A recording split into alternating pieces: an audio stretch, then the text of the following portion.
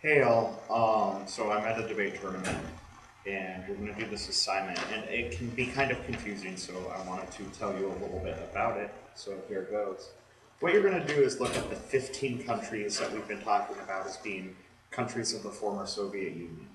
And you'll have this packet, either have it now or you'll get it in a minute. And what it's going to do is it's going to ask you to look at each one of those 15 countries and to determine if it meets the qualifications of being a nation state or not. It's going to have you rate it on a scale of 1 to 3, with 1 being not like a nation state at all, and 3 being exactly like a nation state.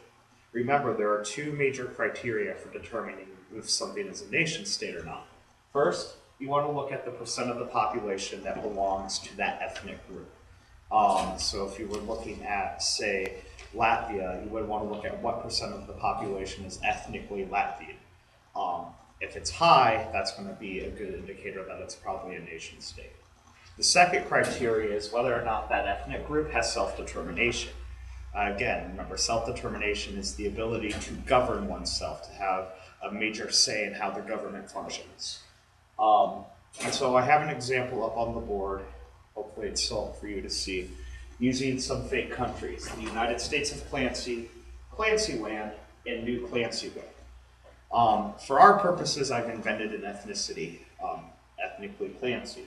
The United States of Clancy is 30% ethnically Clancy, so not a very big portion of the population at all. And the ethnic Clancys in the United States of Clancy do not have self-determination. So I would rate that country as being a 1. It is not at all like a nation state.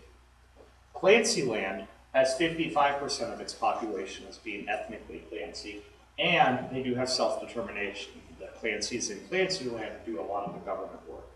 However, that 55% isn't actually a huge percent of the population. There are a lot of other ethnic groups there. So it comes close. It shows the characteristics of being a nation state, but it isn't all the way there. So I would rate that as a 2. And finally, you have New Clancy Land, where 93% of the population is ethnically Clancy, and yes, they have self-determination. Because they have both self-determination and a very, very high percent of the population, I rated New Clancy-Wick as being a 3, most like a nation state. You should work independently on finishing this packet. You can use the information provided in the packet as well as information from Chapter 7, Key Issue 2 in your textbook.